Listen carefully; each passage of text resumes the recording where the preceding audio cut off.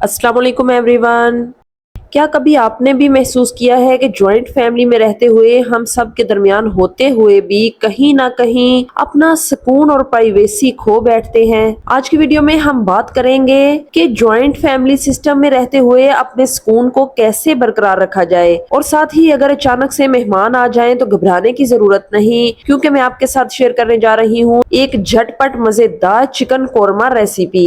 इसके अलावा आप ये भी सीखेंगी कि किस तरह सादा स्लाइंग मशीन के जरिए घर बैठे बच्चों के ड्रेसेस और कुशन कवर्स पर खूबसूरत एम्ब्रॉयडरी की जा सकती है। तो आज की वीडियो ना सिर्फ मालूमाती बल्कि बहुत ही मोटिवेशनल होने वाली है, तो आखिर तक जरूर देखें। तो चलिए ये वीडियो शुरू करते हैं। तो जी यहाँ मैंने चिकन कोरमा रेसिपी का आगाज कर दिया है, यानी मैं किचन में अपना काम भी कर रही हूँ और साथ साथ मैं आपके साथ बातें भी करती जाऊंगी। तो चलिए आते हैं अपने टॉपिक की तरफ। अक्सर हम ये सोचती हैं कि अगर मैंने थोड़ी देर आराम कर लिया या अपने लिए कुछ वक्त निकाल लिया तो शायद मैं एक नाकाम बहू या बीवी साबित हो जाऊंगी। लेकिन हम सुबह 7 बजे से लेकर रात गे तक एक मशीन की तरह चलती रहती हैं।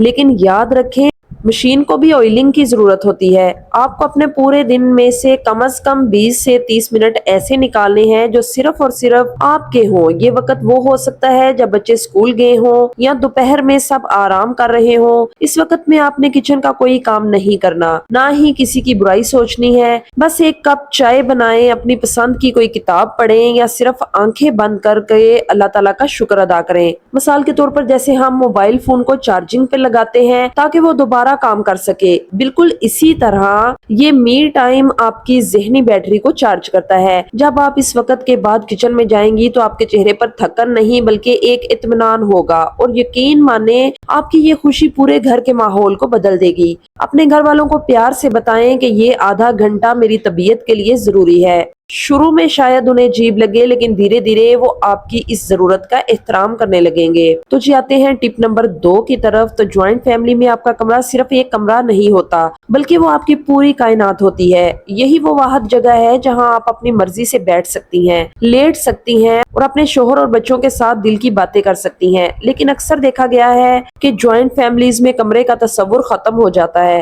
कोई भी किसी भी वक्त बिला इजाजत अंदर आ जाता है। यहाँ आपको बहुत ही हिकमत से काम लेना होगा। अपने बच्चों को बचपन से ये तरबियत दें कि बेटा जब भी किसी के कमरे में जाना है पहले दस्तक देनी है। जब आप अपने बच्चों को ये सिखाएंगी तो बाकी घर वालों को भी एक खामोश पैगाम मिलेगा।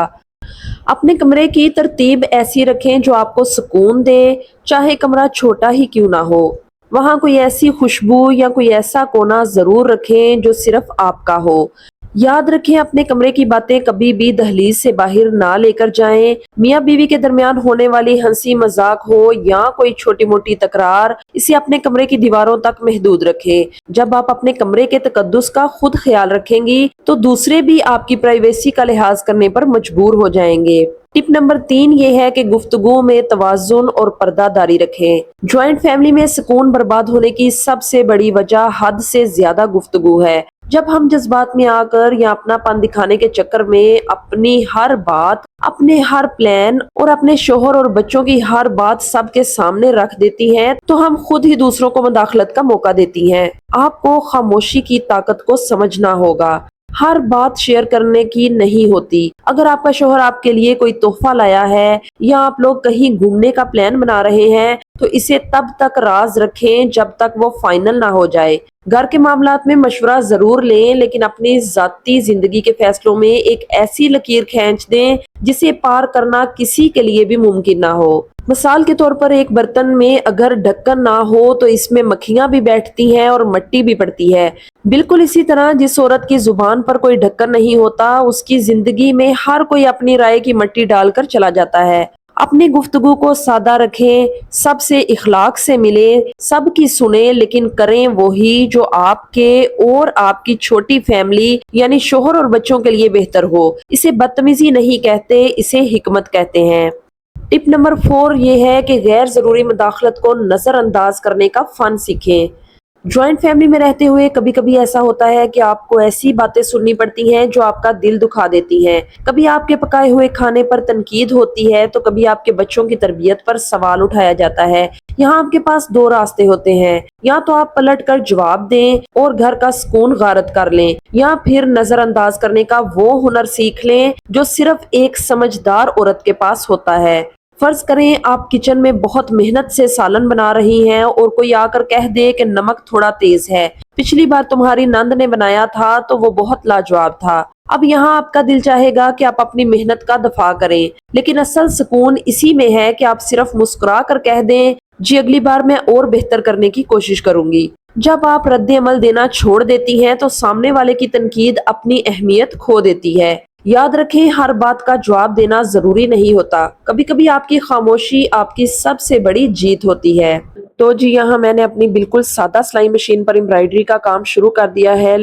اکثر لوگ مجھ سے پوچھتے ہیں کہ کیا میرے پاس امبرائڈری والی خاص مشین ہے؟ تو جی نہیں، یہ وہی سادہ سلائی مشین ہے جو تقریباً ہر گھر میں موجود ہوتی ہے، بس میں نے اس کا پاؤں یعنی پریسر فٹ نکال لیا ہے تاکہ کپڑے کو آزادی سے موو کر سکوں۔ اس کام میں سب سے اہم چیز یہ ہوتی ہے کہ کپڑے کو اچھی طرح ٹائٹ کر کے امبرائڈری فریم میں فکس کریں، کیونکہ جتنا کپڑا ٹائٹ ہوگا اتنا ہی آپ کا ٹانکا صاف اور خوبصورت آئے گا۔ باقی سب کچھ پریکٹس کا کمال ہے۔ شروع میں چھوٹے چھوٹے پیسز پر سادہ ڈیزائن بنا کر آپ بھی مشق کر سکتی ہیں، آہستہ آہستہ ہاتھ سیٹ ہو جائے گا۔ ساتھ ہی اپنی مشین کی دیکھ بھال کا خاص خیال بھی رکھا کریں، وقتاً فوقتاً آئل ضرور دیا کریں تاکہ مشین ہموار چلے اور کام میں آسانی رہے۔ اور اب تو بہت سہولت ہو گئی ہے، آپ اپنے موبائل یا لیپ ٹاپ پر کوئی بھی خوبصورت ڈیزائن سرچ کریں پنٹریسٹ سے یا گوگل سے، پھر اسکرین پر کپڑا رکھ کر آسانی سے ٹریس کر لیں۔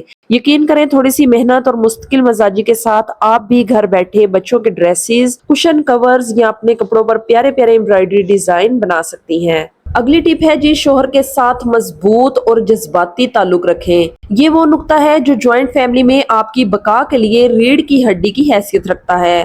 جوائنٹ فیملی میں بیوی کو اکثر یہ شکایت ہوتی ہے کہ میرے شوہر سب کے سامنے میرا ساتھ نہیں دیتے، لیکن میری پیاری بہنوں، سمجھداری یہ ہے کہ آپ اپنے شوہر کو سب کے سامنے کسی امتحان میں نہ ڈالیں۔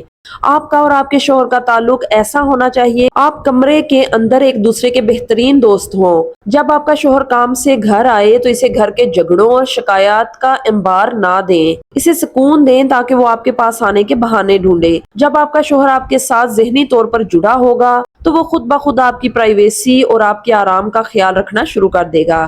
مثلاً اگر آپ کو محسوس ہو رہا ہے کہ آپ کو تھوڑی تنہائی چاہیے تو شوہر سے لڑنے کی بجائے محبت سے کہیے کہ آج میرا دل چاہ رہا ہے کہ ہم دونوں کہیں باہر جا کر چائے پیئیں یا تھوڑی دیر چھت پر بیٹھ کر باتیں کرتے ہیں۔ جب آپ مطالبے کی بجائے محبت کا راستہ اختیار کرتی ہیں تو مرد آپ کی بات کو زیادہ اہمیت دیتا ہے۔ اگلی ٹپ ہے جی، اپنی صحت اور نیند پر سمجھوتا نہ کرنا۔ ہم خواتین کی یہ عادت ہوتی ہے کہ ہم سب کو کھلا کر آخر میں بچا ہوا کھانا کھاتی ہیں اور سب کو سلا کر سب سے آخر میں سوتی ہیں۔ جوائنٹ فیملی میں کام کا بوجھ بہت زیادہ ہوتا ہے، لیکن اگر آپ کی نیند پوری نہیں ہوگی اور آپ کی صحت اچھی نہیں ہوگی تو آپ کا مزاج چڑچڑا ہو جائے گا۔ آپ نے دیکھا ہوگا کہ جس دن آپ کی نیند پوری نہ ہو اس دن بچوں کی چھوٹی چھوٹی سی شرارت پر بھی آپ کو بہت غصہ آتا ہے۔ وہ غصہ دراصل بچوں پر نہیں بلکہ آپ کی اپنی تھکن کا نتیجہ ہوتا ہے۔ اپنے لیے سونے اور جاگنے کا ایک ایسا شیڈول بنائیں جو آپ کی صحت کے لیے بہتر ہو۔ اگر آپ جسمانی طور پر توانا ہوں گی تبھی آپ اس بڑے گھر کی ذمہ داریاں مسکرا کر اٹھا سکیں گی۔ اپنی خوراک کا خیال رکھیں کیونکہ ایک صحت مند ماں ہی ایک صحت مند اور پرسکون گھرانہ بنا سکتی ہے۔ ایسی لگی، امید ہے آپ کو جوائنٹ فیملی میں سکون اور پرائیویسی برقرار رکھنے کی باتیں، مزیدار چکن قورمہ کی ریسیپی اور سادہ مشین سے امبرائڈری کے آسان طریقے ضرور پسند آئے ہوں گے۔ اگر ویڈیو اچھی لگے تو لائک، شیئر اور چینل کو سبسکرائب کرنا نہ بھولیں، اور کمنٹس میں ضرور بتائیں کہ آپ اگلی ویڈیو کس ٹاپک پر دیکھنا چاہتی ہیں۔ اپنی دعاؤں میں مجھے بھی یاد رکھیں۔ ملیں گے انشاءاللہ اگلی ویڈیو میں، اپنا بہت سا خیال رکھیں۔ اللہ حافظ۔